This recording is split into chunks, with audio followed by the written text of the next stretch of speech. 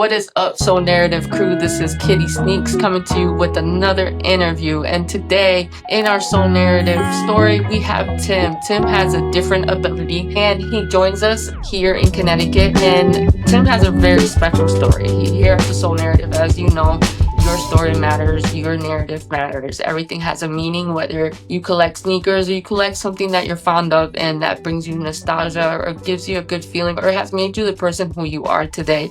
And in Tim's case, Tim is dead. Today here in Tim, we're joined with Ashley, who is his best friend and also our interpreter today for him. Thank you so much for joining us, guys, today. I really appreciate it. Thank you so much. Tim, tell us a little bit about yourself. You're a sneakerhead. This is my best friend. Hello, my name is Ashley Melendez. Melendez's daughter. And I'm his best friend, sister. I'll be here to translate for him. So tell us how it was knowing that you had a different ability than everybody else. Yeah, I grew up in the public school.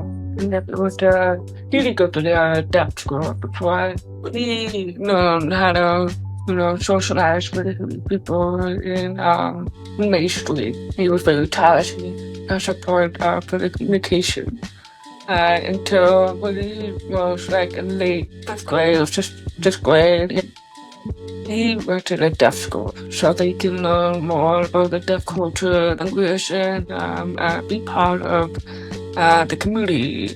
That's where he learned all that stuff. So he had 6. He went to a deaf school to learn basically everything there is to deal, not to deal, I'd say to become better, handle his different ability. Correct. Now, how did you do in your deaf school? Like, how did that play a role of the person that you are today?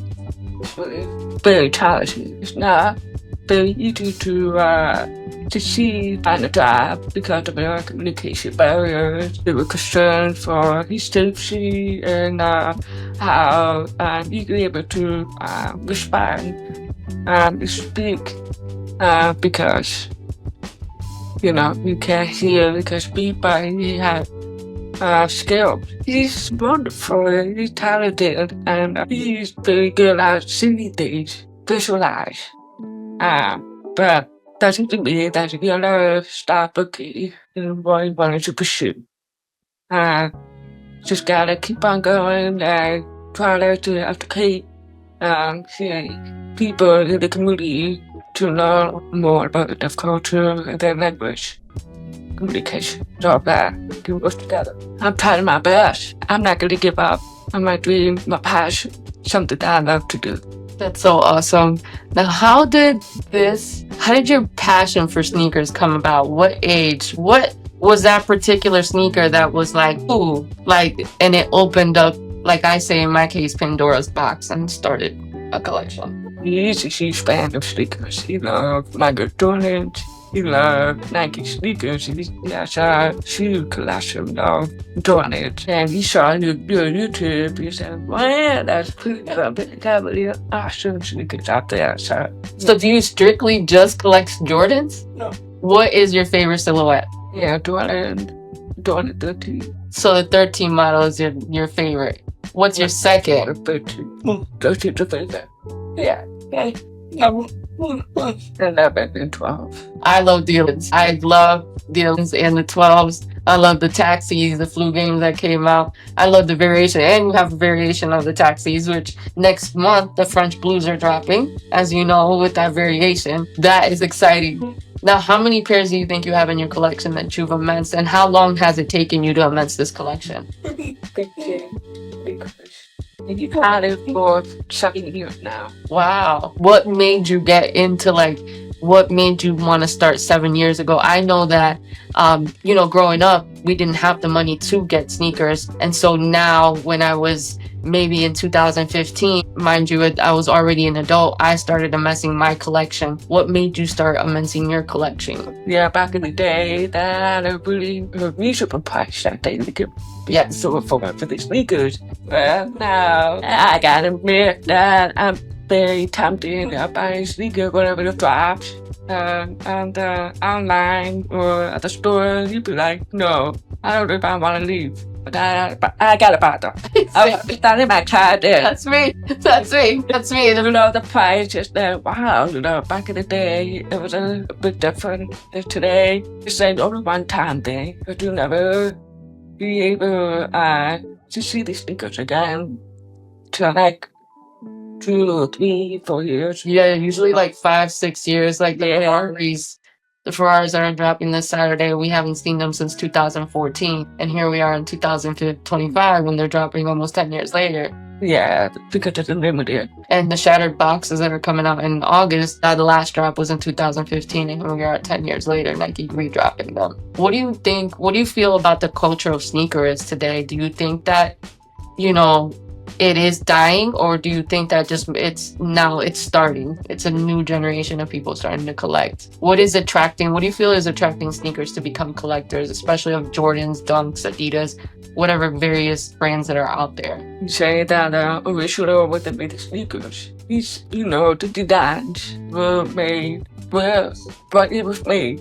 But the newer generation, the maybe the designer that creates the same shoes, but more newer, more pop, more like colorful, little spicy. And then you say, that's interesting, but it's the same sneaker from the original. It's just a bit new to him. So it's like not used to that new. You call it like a generation, the generation. You like the original classic sneaker that you have. Oh, you wanted to know if you're more into a generation sneakers or you like classic sneakers. I'm an OG. I'm an OG girl. Oh, I'm an OG girl. yeah. Always OG girl. I love the new silhouettes that they're coming out. I appreciate the silhouettes that are coming out and the design that they're putting into. Are they oversaturating the market? I think so. But you know what? If you have the money to buy them, buy them. Like I said, I already know months in advance the calendar and what I'm gonna buy. Are you that way too? Do you already know what you're going to buy this year? Like, are you like, oh my God, what do I pick? What do I pass on? Like, how do you determine what drop you're going for? You understand why? And mutual feeling. Every time when he gets on the phone, he'll be like looking up and see what's on the drop with the new collection and with the like a classic. If they come back, he'll be like, no, I'm gonna put on a date, I'm gonna put on my calendar. Yeah, so that in the morning, if it come down like 10 o'clock in the morning, you'll be up like in the class to make sure you'll be the first to buy her. Because it's very popular. A lot of people buy them, especially size. He's size 14. It's just very difficult for him because most people in his size are out. And he say, I'm gonna try be on it. Sometimes when he's at work, he'll be like, we do that. We do that. so I gotta get to every Saturday morning, he definitely does. Every Saturday morning.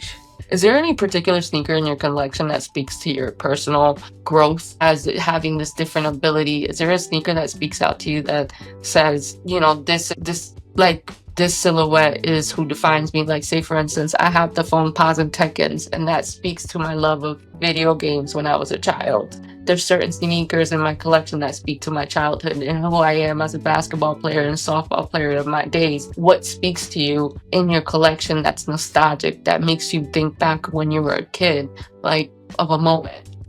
Space Jam.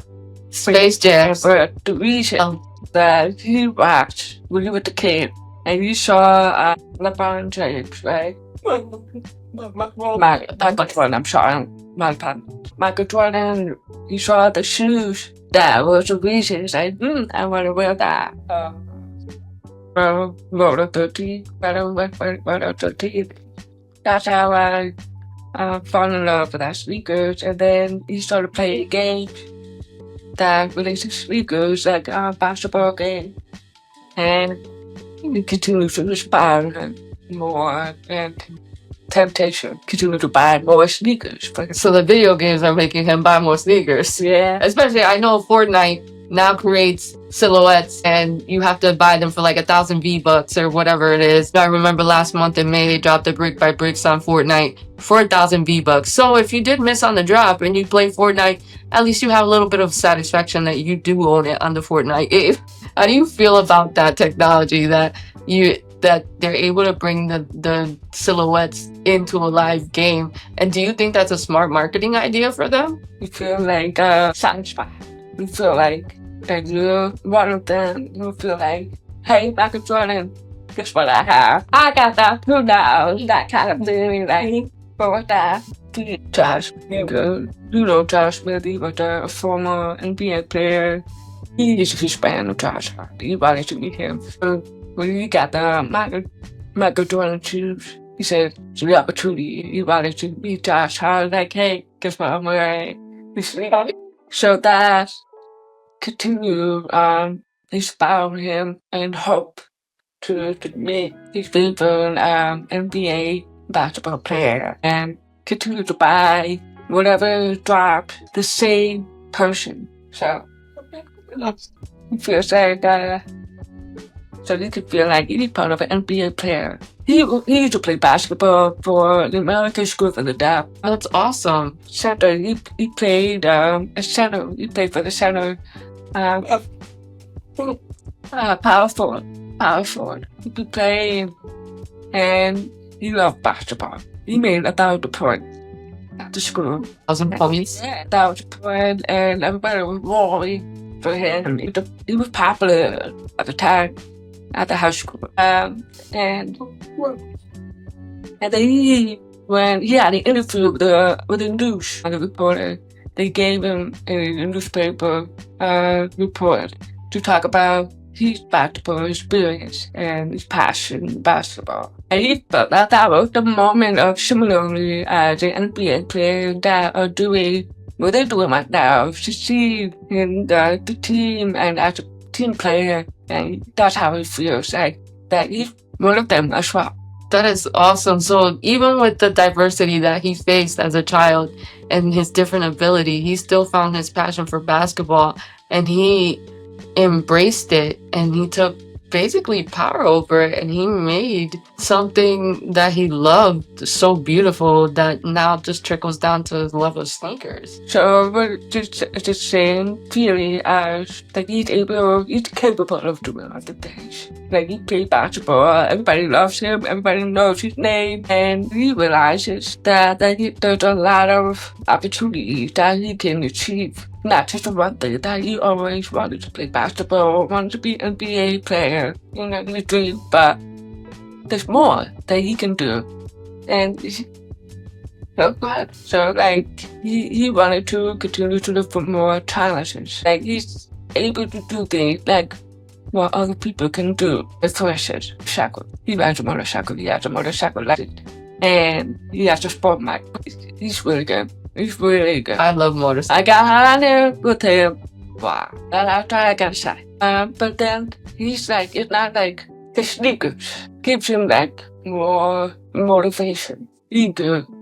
And get a higher bar. Not just not be in the same in the vicious cycle and not be able to do anything about in life. That's not what he wants. So what is the biggest misconception with people with different abilities that the public has? I know that there is no limitation. I know people that have different abilities and they are super incredibly smart and they can do anything that I can do, but even better. What is the biggest misconception that you feel like you've ran across with your different ability? And what do you want to say to people about it and say, don't put us in a box? The biggest misconception was like the fact that you're deaf. Part of life, like disability, the terminology is the biggest issue that we'll be happy for a very long time. People look at it as a title just because you can't, or they say you can't. So like we're not allowed to do other things like other people can do. like driving cars, horses, a motorcycle, or driving trucks, the CDL or sports, anything, you name it. So instead of having to think about the title, just about it, or just we don't believe in that terminology that we find us that way because we can do anything. There are so many things that we can't do, like we can't speak on the phone. That's obviously we can't really understand the phone. Can't hear, we can't understand the words. That's the only thing that we have a problem with. But other than that, like a job or traveling, all that kind of stuff, we can do that too. We're like to. But the second thing that Tim often get like comments about when he has a hearing aid on, many people think that he automatically can hear and understand, he can speak, which is not true. Honestly, it's not, because he only wanted to wear hearing aids is because he wanted to hear and hear the word, understand what's going on. But not only just that, there was an opportunity that he wanted to pursue in the CDL. So he drive trucks. yeah, there's barriers because they're like, how are you going to be able to see that? How are you going to be able to identify the between the engine went off wrong or something like that? That was the first comment, most of the comment that most people would respond and reacted to it, and not allowing him to have having the opportunity to achieve the dreams and go. But he made sure that they don't think that we see him, he's not disabled. He just can't see. That's it. And then there are ways to communicate. Like the technology is amazing. They have a sign language interpreter, relay services that they can use for the communication over the phone instead of having his family members to speak for him. He's a grown man. He's independent. He can do on his own almost everything. But little things that he, of course, will need help. But the only thing that most people never really ask, like, how's the communication box? So that's what Tim will explain his part of ways to communicate. So that's the biggest misconception issue for a while now. That's why the sneakers means everything to me. That's what he said. So now, how do you feel when you put on your favorite pair of sneakers? Do you think ahead of your outfit, or do you just like you slap them on and that's it and you go? Or do you actually look for a matching T-shirt? Like me, I have to be matching to the T, like the red and black. Like everything has to match. Are you that way? Yeah, I'm a bit of fashion person. You like matching, styling. Every time we leave bags and sneakers, people like, I gotta buy new pants that can match the sneakers. Okay, I gotta buy a different shirt that should match the sneakers. He wanna make sure of it because he cares. He cares so much about sneakers. And the details of the sneakers. When I see something like, I think it's pretty awesome. So what do you do when you wear your sneakers? What do you do after? Are you one of those that me? I take a wipe and wipe them down or clean them before I put them in a box, and then I put a shoe molder in there to make sure that the creases, there's no crease. And do you do the same thing? He had cleaning products that keep his sneaker clean, except for that, when you put it into inside your sneaker that keep it open and the inside. He doesn't have that, but he makes sure that the sneakers keep clean. He put in the box. So you're boxing out too. So he keeps his boxes too. You keep in the box. Yeah. Me too. I'm a boxer. Yes, you saw my boxes. I love my boxes. I love to keep my boxes. And you can't get rid of the box and just leave the sneakers and not give it an identity. I feel like the box gives it the identity. It gives it its home. That's how I feel about boxes. And I like to so you don't know what sneakers you're gonna wear. He bought paper sneakers. This box has pretty cool design. He wanted to keep that. He said, no, I'm not gonna throw it away. I'm gonna keep it right here so I know this is a special sneakers because it's for me. That's all different colors that combined like pressure, protection of sneakers. And you don't want to ruin it, obviously. So yeah. No, it's amazing because one, I did not know you played basketball. You were a basketball player for the school. I did not know you made 1,000 points. I did not know you were a sneaker collector. I did not know you rode motorcycles. I did not know you have a CDL license. So this is so awesome to see someone with a different ability and accomplish all these great things. What do you want to say to somebody, say, that is 6-year-old, 5-year-old, or that child or person that's out there watching this right now and saying, I can't do that because I'm deaf. I can't do that because I'm blind. What do you want to say to those people to give them encouragement? Because right now you're doing what you love, which is you're able to work and you're also collecting your sneakers. What do you want to say to people? Because you basically, to me, you have beaten the odds just by playing basketball. That's just so awesome because you didn't let your disability or a different ability define you. What do you want to say to anyone right now that is getting into sneaker collecting or anything in their life that has a different ability? What do you want to say to them? Looking back out of everything that he's been through, he looked back to his little 5-year-old by telling himself to give up, to do it. He keeps saying to do it, keep on doing it, to think, to do it. That is his everyday reminder to tell that he's a little 5-year-old son. To the day, he's still the same. Make sure that the message is still there. Even if you fall down or even if you couldn't get things that you wanted to do, you should say, you know what, let me put on these sneakers. I'm going to tell you, I'll be a door shop, I can do it. You do it. Boss has been telling himself for a while now. So there you have it, folks. He tells himself, his 5-year-old self, to put on his sneakers and just do it and just keep walking his path of faith, his passion. And he's living just like us sneakerheads that we collect. He is just like us. So there you have it. This is awesome. This is, a different ability doesn't define your collection. It doesn't define who you are. It actually tells a story, and he's telling his story through his sneakers as being a basketball player from watching Space Jam and getting a pair of Space Jams and doing what he loves now in present day. I just want to thank you, Tim, so much for sitting here and telling your story, and I hope that this inspires somebody with a different ability that is deaf and just is saying right now, like, wow, this is crazy, like, this is awesome, like, I want to put my sneakers and go do it. I want to go my sneakers and go do it now. So I hope that inspires everyone. I want to thank Ashley so much for being the interpreter and telling the story for Tim. Do you have an Instagram? Do you have anywhere that people can follow you, or you? Yeah, the Instagram, Facebook, the Snapchat. Follow him. What's his Instagram handle? I will put his Instagram handle in the comments below. If you do have any questions for him, please feel free to hit him up.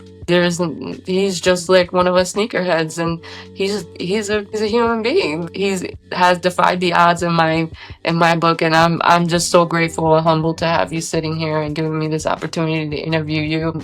It has been such an amazing story in finding this out. And the reason why I didn't want to know this stuff is because of this very reason, because I am excited for you. So that's why I didn't ask too much of you, because I wanted to know about it firsthand now as we sit down. So thank you so much for telling your story. Thank you so much for not giving up. And thank you for being a sneaker collector and contributing to the sneaker community. I appreciate the interview, and thank you for having me. And I asked you to interpret. And I'm glad that the story to inspire you and the others out there. So there you have it, for folks. This is Kitty Sneaks coming to you from the Soul Narrative. Thank you so much and have a great week. Bye.